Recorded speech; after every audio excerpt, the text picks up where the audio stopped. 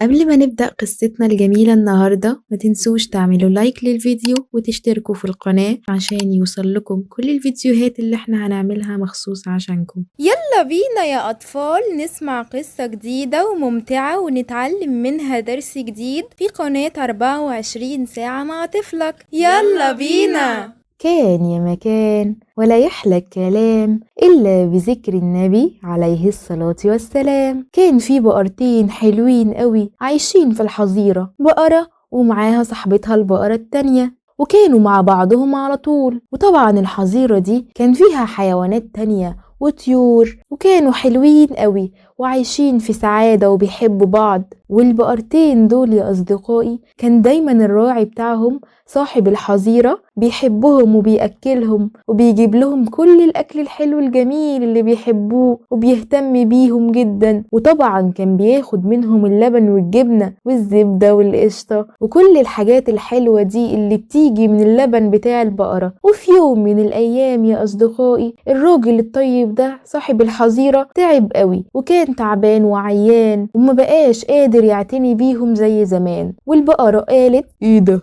هو على طول الراجل ده كده مش بيدينا اكل زي الاول؟ انا جعانه، انا عايز اكل، اعمل ايه دلوقتي؟ ردت عليها صاحبتها البقرة وقالت لها: استني بس شويه، ده هو تعبان شويه ولازم نستحمله. لا انا مش هينفعني الكلام ده، بقولك انا جعانه. طيب خدي كلي من الاكل بتاعي. ما يكفنيش وما ينفعنيش، انا عايزه اكل كتير، وبعدين لا بقى يجي ولا يسأل علينا ويحط لنا الاكل ويمشي. معلش ما هو تعبان وواجب علينا دلوقتي ان احنا اللي نكون معاه وجنبه. والبقرة الطيبة يا اصدقائي بتحاول تقنع صاحبتها ان هي تستنى شوية. وهنا يا اصدقائي كان سمعهم الثعلب، كان واقف بعيد وسمعهم وقال: الفرصة جات لي دلوقتي لحد عندي، انا خلاص دلوقتي هقدر اروح واخلي البقرة دي تمشي من هنا. انا لازم اساعدها انها تروح اي حظيرة والسلام، وانا اقعد مكانها واكل واشرب. ما انا هقول بقى لصاحب الحظيرة ان هو اتضحك عليه وان هي ما وقفتش جنبه، وكمان هقول كده للبقرة التانية اللي عاملة نفسها طيبة، وهو اكيد هيجيب لي اكل. ما هو يعني هيفضل عيان على طول؟ اكيد هيبقى كويس وهخدمه يوم والتاني، وبعد كده هيأكلني ويشربني والاقي مكان انام فيه وهكون مبسوط. وهنا يا أصدقائي الثعلب راح للبقرة وقعد يقنعها ويقول لها إن هي تمشي وتسيب الحظيرة. وفعلا يا أصدقائي البقرة اقتنعت بكلامه وخدت بعضها ومشيت. وصديقتها الطيبة راحت وراها وقالت لها: استني شوية، خليكي هنا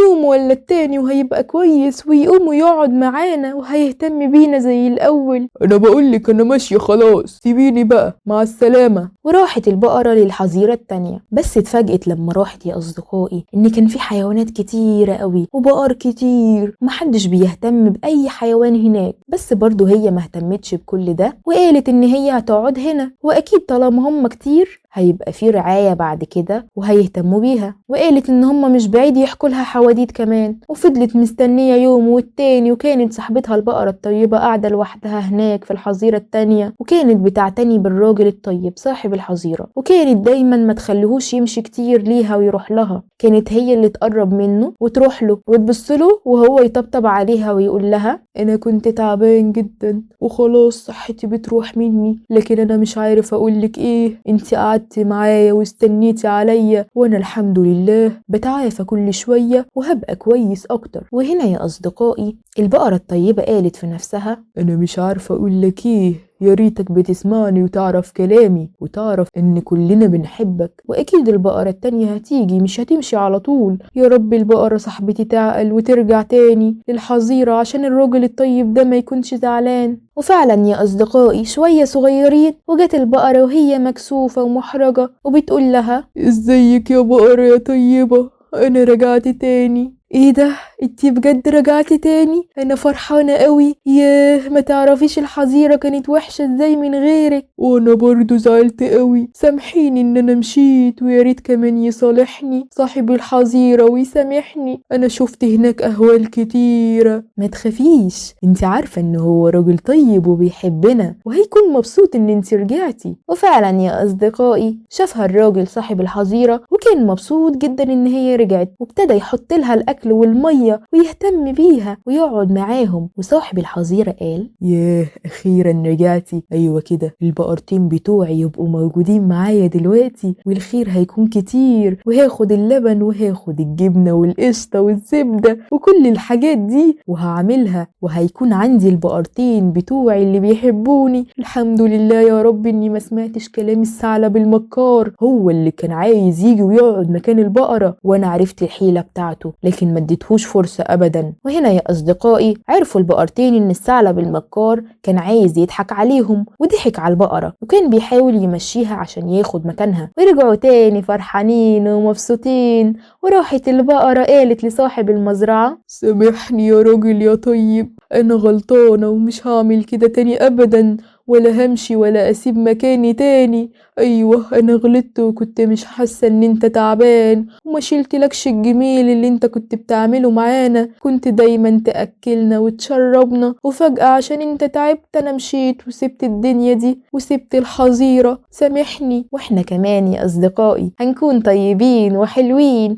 ولما نلاقي بابا أو ماما تعبانين ومش قادرين لازم على طول نقوم ونساعدها ونساعد ماما ونعمل بدلها كل الحاجات اللي هي ادتنا الإذن نعملها. اكتبوا لنا في التعليقات مين اللي حاول يقنع البقرة إنها تروح لحظيرة تانية، وإيه السبب اللي خلى البقرة ترجع للحظيرة بتاعتها تاني من أول وتتراجع عن قرارها ده. واكتب لنا في التعليقات إيه أحسن قصة سمعتها في القناة وتعلمت منها إيه. ودلوقتي هنشوف صور أصدقائنا الحلوين والمتفوقين، متفوقي مدرسة الياسمين الخاصة. رحمة بنت متميزة وشطورة في المدرسة وبتسمع الكلام وبتحب ماما وبابا وبتحب قناة 24 ساعة مع طفلك. وأدهم ولد ذكي ومجتهد وبيحب يتعلم ويفهم كل حاجة وبيذاكر وشطور جدا وبيحب قناة 24 ساعة مع طفلك. ومحمد ولد شاطر ومجتهد وبيحب المدرسة ودايما بيسعى يكون أحسن وعنده إرادة وبيحب قناة 24 ساعة مع طفلك. وسارة بنوتة شطورة جدا في المدرسة وبتسمع الكلام ودايما مجتهدة وبتحب ماما وبابا وبتحب قناة 24 ساعة مع طفلك. ومكة بنت ذكية وشطورة وبتحب المذاكرة ودايما بتحاول تكون الأفضل وبتسعى للنجاح دايما وبتفرح ماما وبابا بتفوقها وبتحب قناة 24 ساعة مع طفلك. وأحمد ولد ذكي ومجتهد ودايما بيحب يتعلم ويطور من نفسه وبيذاكر بجد وبيحب ماما وبابا وبيفرحهم بنجاحه وبيحب قناة 24 ساعة مع طفلك. وآسر ولد شاطر وذكي ودايما بيجتهد وبيحب يتعلم حاجات جديدة وعنده طموح كبير ودايما بيحاول يكون من الأوائل وبيحب قناة 24 ساعة مع طفلك. وفريدة بنت شطورة ومجتهدة وبتحب الدراسة ودايما بتحاول تكون الأفضل وعندها طموح كبير وبتفرح ماما وبابا بتفوقها وبتحب قناة 24 ساعة مع طفلك. وريتال بنت مجتهدة ومتميزة وبتحب التعلم ودايما بتسعى للنجاح وعندها طموح كبير وبتحب قناة 24 ساعة مع طفلك. ومالك ولد شاطر وذكي وبيحب المذاكرة ودايما بيجتهد عشان يكون من الأوائل وعنده عزيمة قوية ودايما بيسعى للنجاح وبيفرح ماما وبابا بتفوقه وبيحب قناة 24 ساعة مع طفلك. وريان ولد مجتهد ومميز وبيحب التعلم ودايما بيحاول يكون الأفضل وعنده طموح كبير وبيفرح ماما وبابا بنجاحه وبيحب قناة 24 ساعة مع طفلك. ومحمود ولد شاطر ومجتهد وبيحب المذاكرة ودايما بيسعى يكون من الأوائل وعنده عزيمة قوية وبيفرح ماما وبابا بتفوقه وبيحب قناة 24 ساعة مع طفلك. وآدم ولد مجتهد وذكي ودايما بيحب يتعلم الجديد وعنده عزيمة قوية وبيفرح ماما وبابا بنجاحه وبيحب قناة 24 ساعة مع طفلك. وفريدة بنت شطورة وذكية ودايما مجتهدة وبتحب تتعلم حاجات جديدة وبتحب ماما وبابا جدا وبتحب قناة 24 ساعة مع طفلك. بعد ما سمعنا قصتنا الجميلة النهاردة اوعى تكون نسيت تعمل لايك واشتراك للقناة عشان يوصلك كل الفيديوهات اللي احنا بنعملها عشانك. بعد ما سمعنا قصتنا الجميلة النهاردة تعالوا معايا نسمع قصص أكتر في قناة 24 ساعة مع طفلك. يلا بينا!